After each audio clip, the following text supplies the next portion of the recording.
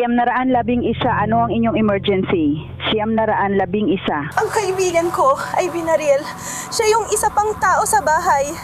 Ang kaibigan ko ay binaril. Sabi mo, binaril ang kaibigan mo? Kailangan ko kayong pumunta rito. Ayos lang po, ma'am. May bumaril po ba sa kaibigan ninyo, sa bahay ninyo? Oo. Sino ang bumaril sa kanya? Sino ang bumaril sa kanya? Sino ang bumaril sa kanya? Di ko alam ang gagawin ko. Alas 11 ng gabi na sa isang apartment complex sa Macon, Georgia, kung saan rumesponde ang mga pulis sa ulat ng pamamaril.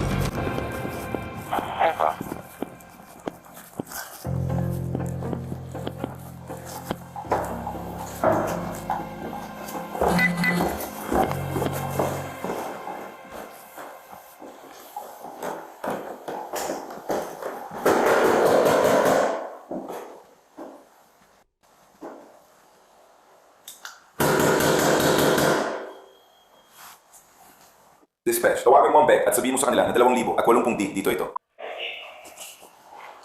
Hindi ito ang kabilang pinto. Sheriff's Office! Opisina ng Sheriff. Panggulo. Dispatch, tingin sa mukha na tawag na yan. Baka tawagan yun para ilihis tayo.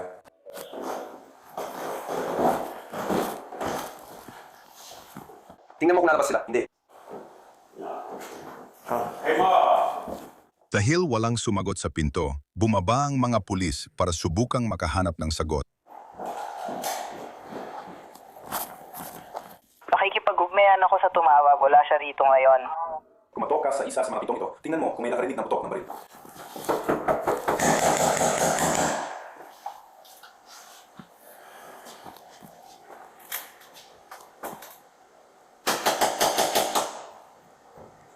Hindi ko alam. Dapat marami tao dito kung ganun. May nangyari nga. Hoy! Dito ka nakatira? Aling unit? Depende sa kaibigan ko. Sa tingin ko, patay na siya. Sandali lang, dispatch. Kailangan namin mag-abiso sa kanya. Kailangan namin makipag-ugnayan sa isang tao. Pasensya na. Sinisiguro lang namin na hindi ikaw yun. Pasensya na, pare. Anong susunod? Kinilala ng pulisya ang babaeng nakikita dito bilang si Jada Johnson. 27 taong gulang ang tumawag sa 911 at kalaunan ay naging suspect. Paano ka nakakapasok dyan? Nilok ko ang likod na pinto. Nilok ko yon. Pero yung harap na pinto, nilok ko rin. Pero nung tumakbo ako at tinuha ang mga anak ko, nilok ko ang harap na pinto. Nasaan ang mga anak mo? Nandun sila sa kapitbahayan. Sige, sino nasa itaas? Kaibigan ko yun. Binaril ba siya o binaril siya? Hindi ko alam kung buhay pa siya. Hindi ko natanggap ang text. Hindi ko alam. Sige, sandali lang. Naglalakad lang ako sa likod. Naglalakad ka lang sa likod. Oo, nilalakad ako. Sinabi ni Jada sa pulis na binaril ang kaibigan niya ng di kilalang lalaki sa apartment niya at dinala niya ang mga pulis sa likod na pasukan. Ipakita mo sa amin kung saan kami papasok. Kailangan na namin pumasok. Oo, tara na. Ituro mo sa amin ang daan.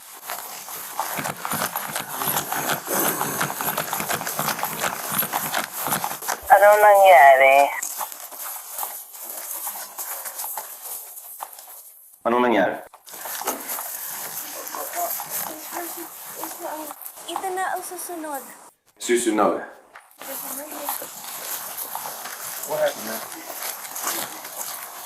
Natamaan sa ulo. Ikaw ang isa. Tama ng susunod. Oo, ang akin.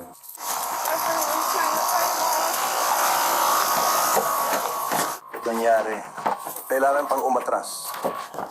O tapo. Gusto ko itong kunin. Salamat. Malaman ko.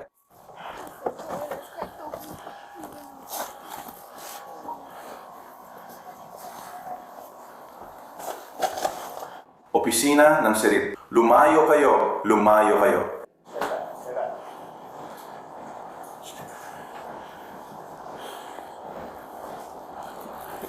May isa na natumba. Sa loob, natagpuan ng pulisya si Wayman Danzy, 39 na taong gulang na may tama ng bala sa dibdib, ayon sa mga dokumento ng korte.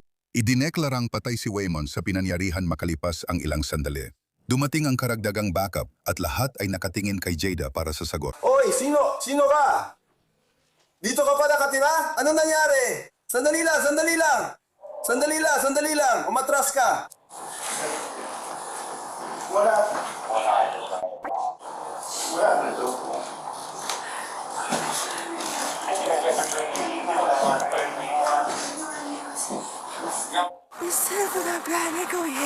May dalawang sheriff dito. Babas na si Obisyo. Pigilan siya at isa kay agad sa kotse. Halika na. May ito tayo dumaan. Sumama ka sa akin dito. Halika na, kailangan mo sumasama. Sarili ko sa kailangan ng kaudi. Bakit kailangan ako sasan mo naman ako? Sumama ka na lang sa akin. Hindi ka naman. Sumama ka na lang sa akin. Sa ulo.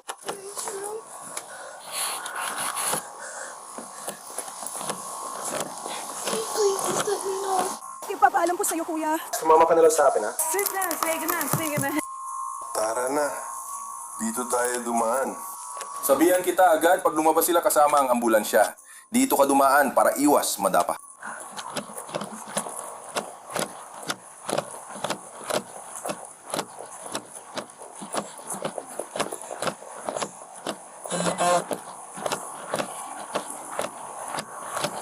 Come on.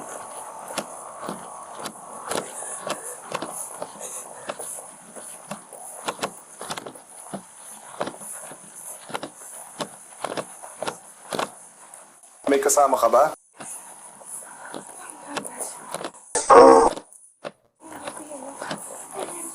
Baka hindi itong bahay ko. Si. Oh, nakuha mo ba? Halika na dito. Sila. Nabuksan na ang pinto. Sa likod tayo papasok. Tara, pare. Ma'am, sumama po kayo sa akin. Nasa itaas po. Binuksan na nilang pinto. Dito po banda. Na ako. Kasalanan ko. Teka ba?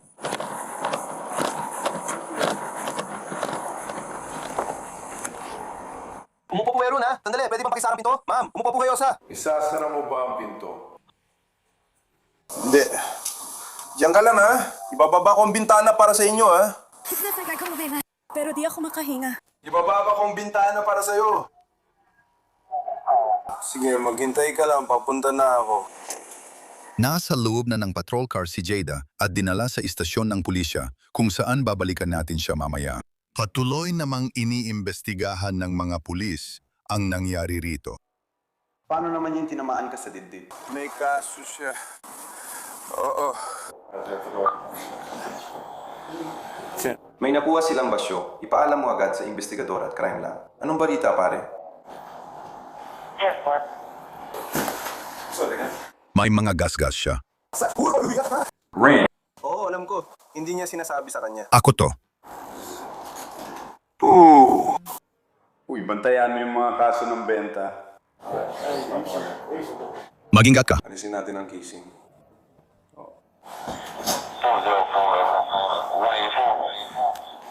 Oh, 180 siya yan. Tuloy, baba. Ang kwento natin siya, wala na siya. Bahagi ng kwento niya.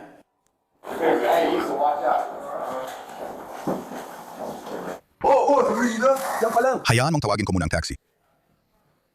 Mukhang malupi ang gabing ito. Binasa ng detektive kay Jada ang kanyang mga karapatang Miranda sa istasyon bago siya tanungin. Simulan sa umpisa, sabihin mo lahat, bakit, kailan, at mas detalyado. Paano mo nakilala si Waymond, ang iyong kasama mo sa biyahe nung naglakbay kayo? Talagang nakausap ko lang siya nung may... Maganda ang relasyon sa kanya.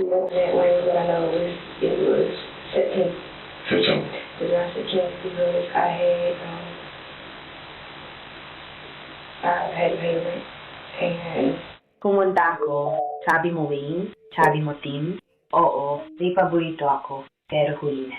Sinabi ni Jada sa detektive na nakilala niya ang biktima sa isang online dating site habang nagtatrabaho bilang escort. Oo, siya nag-contact sa akin sa bagong app na ito. Tapos, alam mo na, nagkausap kami at dumaan siya Pero nung dumaan siya, alam mo, hindi ko naman talaga siya binigyan ng kung ano-ano. At nag-uusap lang kami, alam mo yun, sinasabi ko lang sa kanya, basta. Ewan ko, komportable ako sa kanya. Wala naman ako naramdaman na kakaiba, or alam mo yun, kakaibang vibes mula sa kanya or kahit ano. Kaya nag-usap lang kami at yun. Siya actually, oo, hinayaan niya. May iba pa akong pinapunta. At pagkatapos, alam mo yun, nanatili lang siya sa labas.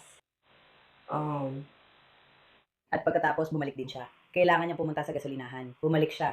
Kami, Noong araw din nakilala mo siya. Oo. mula doon parang siya lang. Hindi ko naman sasabihin na, alam mo yun, na obsessed siya or kung ano man. Basta mula nung araw na yun, nung nakilala niya ako, sinabi niya na naramdaman niya na iba ako sa ibang mga babae. Mabot sa punto na parang bantay ko na siya, laging tinitiyak na ayos ako. Kapag may problema, tatawagan ko lang siya. Kahit bagong kakilala lang niya ako at baka tunog baliw, siguro nga, pero gusto lang niya siguraduhin na ayos ako. Ikinuwento ni Jada kung paano sila naging malapit ni Waymon sa mga buwang nagdaan bago ang pamamaril, bago niya ikwento ang tungkol sa isang kliyente na umano'y dahilan ng planong paghihiganti matapos tumanggi ang misteryosong lalaki na magbayad. Sabihin mo sa akin kung paano mo nalaman na humingi ka ng pera. Sabi mo may plano ka para sa cash out. Oo, parang tuloy pa rin siya sa pagsisinungaling sa akin. Kaya sabi ko, bumalik ka na lang pag may malaking nangyari sa'yo. Walang problema. Baka bumalik siya pag may nangyari ulit. Kasi parang alam ko na agad na kalokohan lang, pero ayokong paalisin siya sa bahay ko. Ayoko talaga. Oo, lumabas ka na dyan. Oo, alam mo yun, sinusubukan kong maging maayos ang lahat para umalis na lang siya. Tapos, ewan ko, inisip niya siguro na mahina ako or kung ano man. Kaya ayun, hindi na siya umaalis. Sinabi niya sa'yo, hindi talaga siya alis. Sabi niya, hindi siya aalis at nandito na siya. Bakit pa raw siya babalik kung nandito na siya? Kailangan lang niya bayaran ang pamasahe sa gas ng tao para makarating siya dito. Ang alam ko at buong oras, hawak niya ang baril. Kailan na ginawa yun? Kinuha niya ang baril at itinuro sa akin. Parang, Anong gagawin mo ngayon? Silaktan niya ako, hindi ako aalis. May camera siya, naglalakad siya at tinitingnan ng paligid. Ako, sa kasamaang palad, gets mo? Sinaktan niya ako. At pagkatapos, natapos na siya. At alam mo parang nandito kami, ang request ay kinukuha ang pera mula sa cash app na ito. Binigyan niya ako ng 2 cash app. Hindi ito lumalabas. Sabi ko lang, tingnan mo, ayos lang, alam mo naman, nakuha mo na ang cash app ko. At nakita mo, kasi nang nakaupo siya sa kama, sinabi niya sa akin na ipadala ko yun sa kanya bago pa mangyari lahat na ito. Bago pa niya ilabas ang baril at kung ano-ano pa. Binigyan niya ako ng maliit na senyas, kailangan kong parang ipadala yun sa kanya, sa kanyang trace. At siya, sinabi ko lang, nakuha mo na ang cash app ko. At sinusubukan kong makuha ang tao ko. Huwag mo nang alalahanin yan. Alam mo, kapag nakuha mo na ito, dito mo, nakuha mo na ang cash app, ay padala mo na lang sa akin. Sige, magkano ba yun? Magkano ba dapat ang ibibigay niya sa'yo para doon? 125. 125. 125 para doon. Okay. Pero siya, ginawa lang niya. Sa totoo, hindi kanya binayaran sa ginawa natin. Tama. Kinuha niya yun. Kinuha din niya. May pera siya, di ba? May pera siya. Oo. Gusto niya lahat libre. Si. Oo, pagkatapos noon, bumalik ako sa kwarto ko. Nasa kabilang kwarto ang mga anak ko. Bumalik ako sa kwarto, umupo at umiyak hanggang tumigil ako. Sa huli, tinext at tinawagan ko ang kapatid kong babae para ikwento ang nangyayari. Umupo lang ako sa likod ng apoy. Ipinaliwanag ko ang lahat, yun. Hinaraman ko ang pinto ko. At nung binaba ko ang telepono, matapos kausapin siya, nakita ko na may mensahe ako mula kay Peter at galing ngayon sa kanya. Nag-text talaga siya sa akin ng good na may tanong. Hindi ako sumagot, tinawagan ko ulit si ate. Sabi ko, Kakatawag lang niya sa akin, kakatext lang niya sa akin. At doon ko sinimulang harangan ang mga pinto. Kama, sabi ni Jada, nag-message raw sa kanya ang di umano'y umatake at sinabing ayos na tayo matapos ang insidente. Isang mensahe na ipinakita raw niya kay Waymon bago raw sila nagpasya na gumante. Doon na nagalit si Wayne kasi si Wayne, nagalit talaga siya. sige, doon na simulang mag-text si Wayne. Parang, Okay naman ng lahat, alam mo yun. Kaya pinakita mo sa kanya kung bakit ako nagtitext. Sabi ko, lagi niya akong tinatawadan, lagi niya akong tinetext at kung ano-ano pa. Parang hindi ko. Pinakita niya sa akin. Bakit? Ano sabi ni Wanda? Yung ganun si Wanda, parang, o paano mo, iniisip niya na niloloko siya ni Wanda. Kaya ipapakita ko sa kanya na hindi totoo yun. At anong sinabi mo nung sinabi mo yun? Ako. Ano dapat mo sabihin? Hindi ko sinasabing hindi na ako nag-aalala ron. Ang gusto mong sabihin, hindi ka na nag-aalala ron. Tapos na yun. Hindi, sinabi ko yun. Kahapon nung dapat darating siya ng alas 5. Sinabi ko kay Wayne, parang hindi ko na iniisip yun. Alam mo, sa huli, kung may gawin ka sa kanya, hindi lang yun ang mangyayari. Marami pang kasunod yun. Gets mo? May naghatid pa nga sa kanya dati. Parang, paano naman? How? Tingnan. Masakit, gets mo? Binarel mo yung parteng may tubo. Sabi niya, doon niya unang sinabi, sabi niya, lalabas din siya at tututukan din sila. Kukuhanin niya lahat ng meron sila. Nakakakuha sila? Oo, nanakawan niya sila. Ipapababa niya sa kanila ang pantalon nila hanggang bukong-bukong. Mukhang may plano na siya. Grabe. Sinabi ba niya sumama ka sa plano? Oo, sinabi niya talaga. Alam mo, Sinabi niya na nung mangyayari na yun, gusto niya akong, he wanted me to... Alam mo, itutok ko raw ang baril ko sa lalaki habang nasa loob siya ng bahay. bakit ka pumayag dun? Hindi ako pumayag pumatay ng kahit sino. Hindi ko naisip kung bakit ka pumayag doon para gamitin yun. Kaya ganun ka nagalit siguro. Hindi. So, sa lahat ng mga tao na nakakasama mo sa Pinger, hindi ka pa kailanman naloko o naperbisyo pagdating sa pera ng kahit sino. Alam mo yun na. Ako, hindi pa. Kita mo. So, Hindi ko pa naranasan. Di ako interesado sa pera. Camila, mula akong nakuha o ginawa. Hindi ko ginawa. Yun, ginawa kang ganun kasama. Oo, sinira ako nun at pinapraning ako. Parang nababaliw na ako. Ganon yun. Wala akong pakialam, pati sa pera. Si, nanito. Dahil sa umano'y planong pagnanakaw, nire-review ng detektive ang mga mensaheng sinasabing ipinadala ni Jada sa target para akitin siyang pumunta sa apartment niya kung saan maghihintay si Waymon. Susubukan kong pumunta dyan. Alam mo yan, anong oras na ba? Si, alas 7. Sabi niya, hindi mo pa rin napapadala sa akin yung cash app. Sige, maaari mo bang hintayin hanggang alas 9 para mapatulog ko muna ang mga anak ko bago ako pumunta? Sabi niya, pwede raw kaming mag-Netflix and chill. Nung oras na yon, sinabi mo tinawagan mo si Wayne at nagsimula kang pumunta sa kanya. Tinawagan niya ako. Tinawagan niya ako. Kaya, tapos sinabi niya, sige, 20 minuto. At anong oras niya binuksan ang pinto? Alas 11:26 pero wala siya doon. Sige, so yun ay alas 11:03 nag-text ka sa kanya. Ibig ko sabihin, nag-check ka. Text. Sinabihan si Wayne at sinabi niya tumatawag siya. Tinawagan niya ako. At pagkatapos sinabi niya, 20 minuto. Sinabi niya, Kakatawag ko lang, pero binugbog pa rin siya ni Wayne. ayun. Sige, nung dumating si Wayne doon, anong gusto nila ipagawa kay Wayne pagpasok niya? So pumasok si Wayne, naglakad siya papasok. So anong gusto nila? Sige na, pasensya na. Anong ginawa ni Wayne pagpasok niya? Binugbog ba niya? Binugbog ba niya? Babagsak. Itong part na to, medyo pasensya na. Kakagising ko lang kasi kakakatulog ko lang talaga habang natutulog ako. Tapos dumating si Wayne. Binuksan ko ang pinto. Sabi ko lang, baka malapit na si Wayne. Hindi ko alam kasi siya, siguro alam mo na. Naiintindihan mo ba ako? Tumatawag siya kasi may nakikita siyang mga bagay. Tawag siya ng tawag. At siya parang sakto yun. Sakto yun. Gets mo ako, parang dumating siya sakto sa oras. Naglakad siya sa tamang daan, gaya ng sabi ko. Narinig ko yung velcro ng kampana. Siya ang pumili. Nang makita ko ang kamay niya, suot na niya ang itim na gloves. Ano sinabi niya na gawin mo? Sinabi niya sa akin na gawin ko.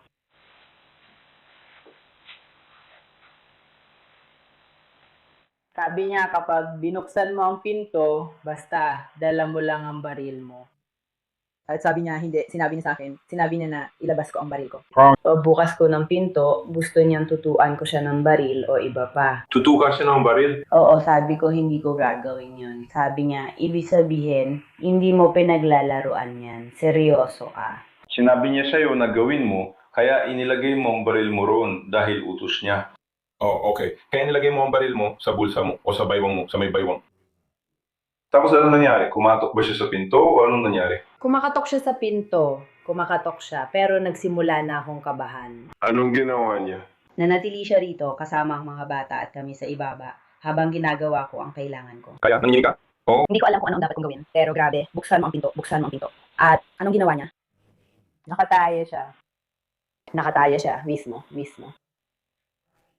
Kung saan ang daanan, papunta sa pinto, papasok sa kwarto. Sige, ang kwarto, nandun mismo. Hindi ko akaling mananakit siya. Binuksan ko yung pinto, kaya makikita ka niya dahil maliwanag sa labas. Alam mo, mapapansin niya agad ang gagawin mo, kaya magpapaputo ka kaagad pag binuksan ko. Sinabi niya dati na kailangan ko lang yumuko. Iniisip ko naman baka mabaril ako. Kaya anong nangyari? Kaya papatayin niya. Ganon yun. Siguro nga. Itatanong ko, ano ang sinabi niya na gagawin niya? Sinabi niya sa akin na sisingilin niya siya. Hindi niya sinabi na papatayin niya siya, pero sinabi niya na papabayarin niya siya. Hindi niya sinabing gusto kanyang patayin, pero sinabi niyang pupunta siya. Sa pangalan ng gago, tulad ng hindi na ulit. Tapos, sinabi rin niya na hindi niya basta-basta ako kayang kalikuran. Sinabi niya, aalis at babalik siya. Sige, nakatayo ka sa may kwarto mo at kwarto ng mga anak mo sa maliit na madilim na bahagi. Sa una, nasa kusina kami. So, ano sinabi niyang dalhin mo? Siya.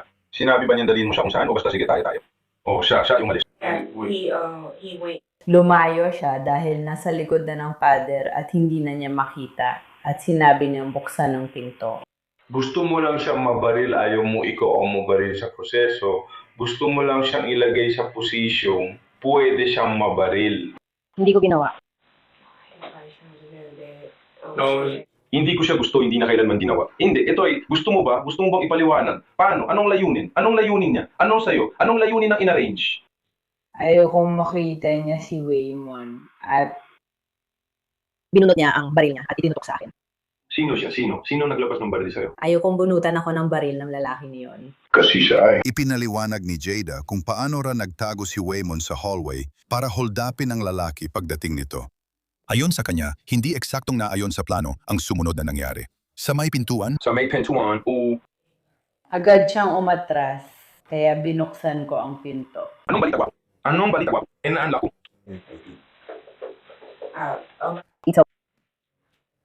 Nung pumasok siya, sinabi ko, alam mo, natutulog ang mga anak ko, kaya huwag kang maingay. Naglakad siya. Naglakad siya papunta sa kusina.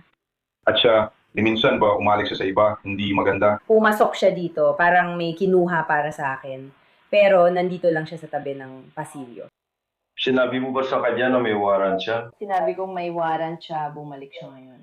Nasa daanan ulit, pero sarado kwarto ko. Hindi mo sinabi sa kanila na kunin niyo ng madali. Sige, sabihin mo sa kanila, kunin niyo ng madali. Sige, sabihin mo sa kanila, kunin niyo ng madali. Sige, hindi. Pumunta lang siya sa kwarto. Sige. So, ang ibig mo sabihin mo sa akin. So, sila lang, habang diretso lang sila umuwi. Naglalakad siya at sarado ang pinto ng kwarto ko. Nasa telepono siya, ginagawa kung ano man ang ginagawa niya. At yung ilaw mula sa telepono, nung tumingin siya pataas, lumingon siya at bigla na lang siyang umatras. At sabi niya, parang ganito siya, sinabi niya sa akin, kukunin niya. Anong ginawa mo? Umatras ako kasi parang ako ang pakay niya. Sige, ikaw ba ang nasa likod niya? Nasa linya ako, kaharap sa akin. Sige, alam mo. At umatras ako at pumunta ako papunta sa kusina. At bigla na lang, si Aiden nandoon, nag-aaway, nagtutulakan, binabato ang isa't isa sa mga pader at kung ano-ano pa. Si Wayman, Kung paano si Waymond ay nakaalis na. At anong nangyari pagkatapos? kaya siya, hindi ko alam kung paano. Nag-umpisa pa silang magtulakan ni Aiden kasi nakalabas na ang baril niya. Hindi ko alam. Hindi ko alam kung paano nangyari kay Aiden. Hindi ko alam. Siguro yung lalaki ay biglang umatake sa kanya or baka gusto siyang bubugin ni Waymond or kung ano man. Parang hindi ko talaga alam. Alam ko lang, nung nasa kanto siya malapit sa Christian Street, nakita ko si Waymond na ilang beses niyang sinusuntok yung lalaki. Sinusuntok siya. at na yon, parang Tapos, yung kasama niya, sinasabi niya, kasi si Waymond, kinakausap siya, parang ikaw. Ikaw siya, parang nakuha ko na yung pera para sa'yo, nakuha ko na yung pera. Pumunta ako dito para dalhin sa'yo yung pera. Sandali lang, sila sabi ng lalaki. Sabi ng lalaki, si Waymond, wala siyang dalang pera para sa babae. Sinabi mo rin na nandito ang mga anak niya, kaya kinausap nila siya. Nag-aawa sila at pabalik-balik ang sagutan. Ngayon, nagkakalat na sila sa bahay. May butas pa sa pader at binabagsak lahat ng gamit. Nang maramdaman ni Waymond na natatalo man niya yung San, saka niya ako sinabihan na barilin siya. Anong ginawa niya? Paano niya ginawa yun? Sabi niya barilin mo yun at ito. Ginawa mo? Binaril ko siya. Sabihin mo sa kanya na yung ginawa mo, inangat mo ba ang baril? Oo, pero paano mo ginawa yun? Ipakita kamay. Hawak. Hawak. Kung saan sila nakakatayo. Kung saan sila, simple lang, saan sila nakapwesto nung sinabi niya sa'yo na barilin mo tong tao na to. Dito mismo, Waymon. Dito sa harap ng biltana. Dito mismo, sa harap ng bintana, kung nasaan si Waymon, doon siya natagpuan. Kaya nakatayo ka. Ikaw naman, saan ka nakatayo? Nakatayo ako sa puntong ito. Ito ang... Kaya ikaw ba, meron ka na, nilabas mo na agad ang baril mo o kailangan mo pa itong hugutin? Nakalabas na ang baril ko nang mag-away sila. Case Yako. Hindi ko alam ang mangyayari. Parang, hindi ko alam kung aalisin niya ang baril kay Waymon o bubunot ng sarili niyang baril. Kaya, inilabas ko na lang ang baril ko. Para hindi niya ako barilin. Anong nangyari pagkatapos? Nag-aaway sila. At habang nag-aaway sila, natanggal sa kamay ko ang baril ko at nahulog ang magasin. Sabi ni Waymon sa akin, barilin ko siya. At ako naman, parang hawak ko na. Oo, nakuha mo na ang baril. Kailangan ko siyang barilin. Sinaktan niya ako, kailangan ko siyang barilin. Sa puntong ito, kukunin ko ng mga susi ko at aalis na ako. Pero may narinig akong putok ng baril. Kaya iniwan ko ang mga susi. Sabi ni Jada, literal na sumablay ang plano ng dalawa nang mabaril si Waymon sa insidente bago siya tumawag ng pulis. Sinabihan ang 27 taong gulang na babae na hindi siya itinuturing inosente ng mga investigador. Hubarin mo. Ipakita mo sa akin. Siege. That's bad news, right? Yeah. Hindi maganda ang itsura. Masamang panaginip ito. Hindi ko alam kung ano ang dala mo. Gusto ko lang kunin ang katotohanan na inayos ito, kung paano ito inayos at ito ang proseso ko sa pagsisid. Kaya. Baganda. Umaga. Konsehal, anong nangyayari? Hindi tama yan. Hindi.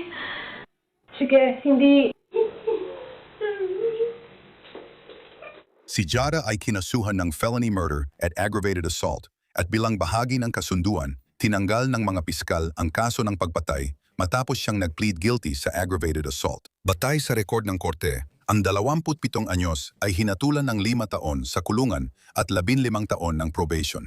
Pero ang tanong, sino ang misteryosong lalaking di umano'y nagpaputok ng baril? Sa huli ulat, wala pang inilalabas na impormasyon sa mga posibleng suspect. Ano meron ka para sa akin? Dadawin ko yan. Naka-on na yan. Naka-on na. Sige, ayos ako. Oo, sige. Ilalagay natin ng... May laman ba ang bulsa mo? Ilabas mo ang laman ng bulsa mo.